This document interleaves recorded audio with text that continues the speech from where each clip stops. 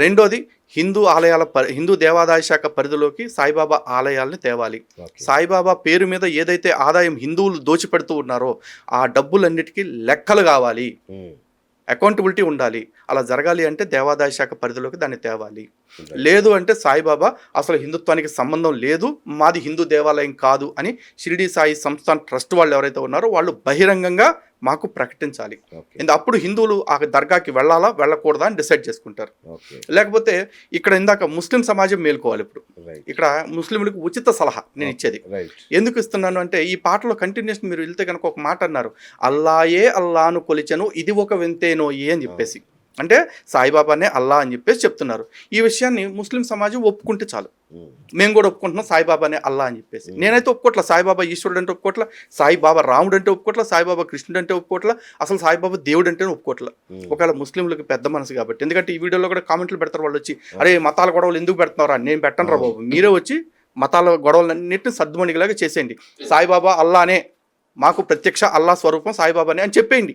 ఆ పాటకి నేను కూడా 100% జస్టిఫికేషన్ వచ్చింది అనుకుంటా. నాన్ వెజ్ అవునండి. హిందువులు రేపు చేస్తున్నారు అని. ఇప్పుడు ప్రతి మనిషి రోజులో అన్నం తింటాడు కదండి. ఉమ్. వాడు రోజులో ఒక పూట అన్న అన్నం తింటాడుగా, రెండో పూట ఆడు తిన్నా కూడా ఉమ్.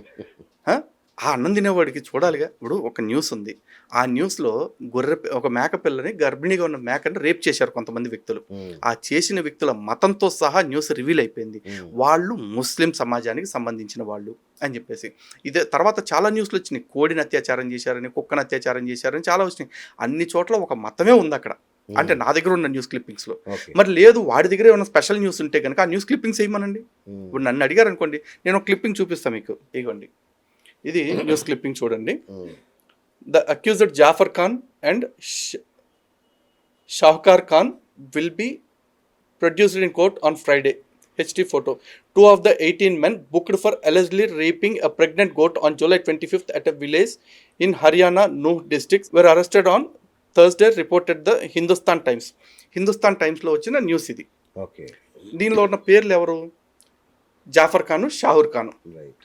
నేను ఒక ఎవిడెన్స్ చూపించాను. ఇప్పుడు ఆ తొట్టిమొహోని ఒక ఎవిడెన్స్ ఏదైనా చూపించమనండి చూపించమనండి అత్యాచారాలు చేసినట్టు. ఉమ్. అంటే పైగా నా దగ్గర ఇంకో న్యూస్ ఉంది, చర్చిల్లో 3 లక్షల మంది మీద అత్యాచారాలు జరిగాయట. ఉమ్.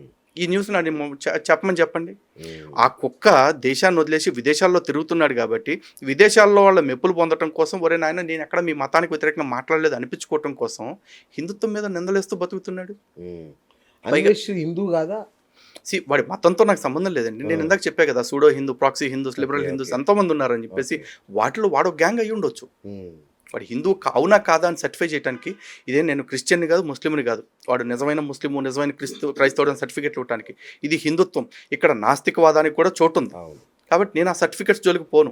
కానీ క్లియర్గా చెప్పేది ఏంటి అంటే, వాడు మాట్లాడే మాటకి ఒక సోర్స్ ఉండాలి, ఒక ఎవిడెన్స్ ఉండాలి. ఏ ఎవిడెన్స్తో 60,000 మందిని హిందువులు రేప్ చేశారనే మాట వాడాడు. పైగా ఇండియాని rape capital of the world అని చెప్పేసి అంటున్నాడు వాడు. ఈవిడ తిరిగిన ఏ ప్రపంచ దేశాల్లో ఇండియా కంటే ఎక్కువ అత్యాచారాలు జరుగుతున్నాయి లేవా? పర్సంటేజెస్ చూసుకుంటే మీకు క్లారిటీ వస్తుంది. సంఖ్య చూస్తే ఎప్పుడు పెద్దగా అనిపిస్తుందండి.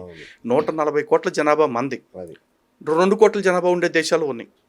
అక్కడ 100 మందికి జరిగింది, ఇక్కడ 10 మందికి జరిగింది, ఎట్లా అవుతుంది? ఈక్వల్ అయిపోతుంది. మరి ఆడు ప్రపంచ దేశాలు అన్నీ తిరుగుతా ఆ మాత్రం ఇంగితం లేదా? పోనీ సమాజంలో రేపులు జరుగుతున్నాయి అనుకోండి, ఆ రేపులు జరుగుతుంటే దానికి మనం ఏం చేయాలి? దాని మీద పోరాటం చేయాలి. వాళ్ళకి న్యాయం జరిగేలా ఏం చేయాలో దాని గురించి ఆలోచించాలి. నేను ఇక్కడ రేపులు జరుగుతున్నాయి కాబట్టి నేను ఇక్కడికి రాను, ఇక్కడికి వస్తే నా కూతురుని కూడా రేపు చేస్తారేమో, నాకు రేపు కూతురు పుడితే అన్నాడు. ఇప్పుడు రేపు కూతురు పుడతాం సెకండరీ, వాళ్ళ అమ్మ ఉందిగా, మరి ఆవిడ ఇండియాలోనే ఉంటుందిగా. వాళ్ళ అమ్మని ఎవడన్నా రేపు చేశాడు ఇప్పుడు దాకా? వాళ్ళ అమ్మగారిని అవమానించడం నా ఉద్దేశం కాదు, కానీ వాడు అడిగిన ప్రశ్నకి తిరిగి వాడికి ఒక ప్రశ్న అడుగుతున్నా. వాడి కూతురు పుడితే రేపు చేస్తారేమన్నారు కదా, వాళ్ళ అమ్మగారు ఇక్కడే పెరిగారు, వాళ్ళ అక్కలు చెల్లెళ్ళు ఇక్కడే పెరిగారు, వాళ్ళని ఎవరన్నా రేపులు చేశారో చెప్పమనండి. ఎందుకు ఈ గాలి మాటలు? ఎవడైనా దేన్నైనా సహించవచ్చండి. చివరికి మన ధర్మాన్నన్నా కూడా మనం కాస్త సహించవచ్చు. కారణం ఎందుకంటే వాడు వేరే మతం కాబట్టి, లేకపోతే వాడికి మన ధర్మం పట్ల విశ్వాసం లేదు కాబట్టి అనుకోవచ్చు. కానీ ఈ తల్లి భరతమాత మనందరినీ మతాలకు అతీతంగా సమానంగా భరిస్తుందిగా. మనం ఇక్కడే పుట్టాంగా, ఇక్కడే అమ్మ పెట్టే అన్నాన్ని తింటున్నాంగా. చనిపోతే ఆ తల్లి తన గుండెల్లో కలుపుకుంటుందిగా మనని. అరే ఆ దేశం గురించి ఎలా మాట్లాడాలనిపిస్తుంది పాపిష్టి వాళ్ళకి. అరికపాటి వారిని చాలా దారుణంగా మాట్లాడాడు అన్వేష్. సీతాదేవిని ఇట్లా ఏంటి అంటే నాకు అర్థం కావట్లా. దీనికి బాధ్యత సమాజం తీసుకోవాలండి. ఉమ్, ఏ సమాజం అంటే శివాజీ ఒక వ్యాఖ్య చేయంగానే రెచ్చిపోయి మూకమ్మడిగా దాడికి వచ్చారు చూసారా, అవును. సామాన్లు అంటావా అని చెప్పేసి. సామాన్లు అభ్యంతరకరమైన పదమే. మరి ఇప్పుడు ఈడేదో గరికపాటి గారి విషయంలో ఒక పదం వాడాడు కదా, చాలా దారుణంగా. అది సామాన్ల కంటే గొప్ప పదమా? ఉమ్, సామాన్ల కంటే చాలా గొప్ప పదమా? కాదు కదా. కాదు కదా. మరి దాన్ని ఎందుకు ఖండించట్లా? పైగా శివాజీని తిడుతూ ఆడవాళ్ళ గౌరవం గురించి మాట్లాడుతూ శివాజీని పట్టుకుని ఎలకొడకా అని చెప్పేసి అన్నాడు. అవును. నీకు శివాజీ మీద కోపం ఉంటే శివాజీని అనాలి. శివాజీ వాళ్ళ అమ్మగారిని ఎందుకు అన్నావు నువ్వు? ఉమ్, నువ్వు ఎల్లన్నది ఎవరిని? అవును. నువ్వరా ఆడవాళ్ళ ఆత్మగౌరవం గురించి మాట్లాడేది? ఈ ఊరకొక్క చెప్తే ఇప్పుడు నీతులు మనం వినాలా? ఉమ్. దేశాలు దాటేసి ఈతలు కొడుతున్నాడు, మనకు వచ్చి నీతులు చెప్తున్నాడు. అతని వెనక ఎవరైనా నడిపిస్తున్నారా ఏంటి? అతను సడన్ గా ఈ మార్పు ఏంటి అతనిలో? సడన్గా ఏం లేదండి. వాడు చైనా పోయి చైనాని ఎందుకు పొగిడాడో వాడికే తెలియాలి. ఇప్పుడు ప్రతి దేశాన్ని పొగడొచ్చు, ఎందుకంటే ప్రతి దేశానికి వాళ్ళ సంస్కృతి వాళ్ళకి గొప్పగా ఉంటుంది, వాళ్ళ అభివృద్ధి వాళ్ళకు ఉంటుంది. కానీ కరెన్సీ వాల్యూని బట్టి వీడు పొగుడుతున్నాడు. నేను ఒక వీడియోలో పెట్టి అవును. థాయిలాండ్ కరెన్సీ ఇంత, చైనా కరెన్సీ ఇంత, బ్యాంకాక్ లేకపోతే మలేషియా కరెన్సీ ఇంత అని చెప్పేసి. అరే ఆ దేశాలన్నీ కరెన్సీ వాల్యూ పెంచుకోవటానికి పనిచేస్తున్నాయి. ఉమ్, భారతదేశం ఫస్ట్ మన మూలాల నుంచి మనకు వచ్చిన వాల్యూస్ని కాపాడుకోవటం కోసం ఎక్కువ ప్రయత్నం చేస్తుంది. అవును. ఆ వాల్యూస్ పేరే సనాతన ధర్మం. కరెక్ట్. అందుకని మేము డబ్బుకు వెంపర్లాడట్లా. అవును. అభివృద్ధి అంటారా? 140 కోట్ల జనాభా భారతదేశం అనుకుంటారు. కాదండి, భారతదేశం 140 కోట్ల మనస్తత్వాలు. ఉమ్, 140 కోట్ల మనస్తత్వాలు ఎప్పుడు ఒకేలా ఉండవు. అవును. ఈరోజు చైనా ఉంది, చైనా మనకంటే ఎక్కువ జనాభా అయి ఉండొచ్చు. ఉమ్, కానీ చైనాలో ఎవరికి స్వేచ్ఛ లేదు, ఎవరికి కూడా ఇష్టం వచ్చినట్టు బతికే అవకాశం లేదు. గవర్నమెంట్ ఏం చెప్తే అది చేయాలి, గవర్నమెంట్ ఎలా చెప్తే అలా బ్రతకాలి. అవును. భారతదేశం అంత స్వేచ్ఛనిచ్చిందిగా. కాబట్టేగా అనసూయ గారు నేను నా ఇష్టం వచ్చినట్టు వేసుకుని తిరుగుతా అన్నారు. అవును. లేకపోతే శివాజీ గారు ఇప్పకు తిరగొద్దు అని కూడా చెప్పారు. అవును. ఇది ఆవిడ స్వేచ్ఛ అయితే ఇది ఈయన స్వేచ్ఛ. ఆవిడ స్వేచ్ఛకు మాత్రమే గౌరవాన్ని ఇస్తాం, ఈయన స్వేచ్ఛకు గౌరవం ఇవ్వనంటూ అదంతవరకు కరెక్ట్. ఉమ్, ఈ రోజున అనసూయ గారికి కాదు, ఎవరికైనా చెప్తున్నానండి, ఒక ఆడబిడ్డ తనకు నచ్చిన వస్త్రధారణ చేసుకునే అవకాశం తనకు ఉంది. వాళ్ళు చీరలు కట్టుకుంటారా, బురఖాలు వేసుకుంటారా, మోడర్న్ డ్రెస్లు వేసుకుంటారా, బికినీలు వేసుకుని తిరుగుతారా, వాళ్ళ ఇష్టం. కానీ నా ఇంటి ఆడబిడ్డకి అమ్మ నువ్వు ఆ బిడ్డలాగా బికినీలు వేసుకుని తిరగొద్దు అని చెప్పే హక్కు స్వాతంత్రం నాకు ఉండదా? 100%. ఎందుకంటే నా ఇంటి బిడ్డకి ఏదైనా కష్టం వస్తే నా గుండె కదా ఫస్ట్ బాధపడేది. అవును. నేను చెప్తాను. ఇప్పుడు ఇప్పుకు తిరుగుతాననే వాళ్ళు నాకు ఆ స్వేచ్ఛ ఉంది అన్నప్పుడు కప్పుకు తిరగమని చెప్పే ఇదే స్వేచ్ఛ నాకు ఉండదా భారతదేశంలో? ఉమ్, గరికపాటి గారికి ఉండదా, శివాజీ గారికి ఉండదా, మీకు ఉండదా? ఉంటుంది. అయితే మీది స్వేచ్ఛ కాదు మాది మాత్రమే స్వేచ్ఛ అంటుంటే మాత్రం ఖచ్చితంగా అది నా స్వేచ్ఛ మీద దాడిగానే నేను భావిస్తాను. రైట్.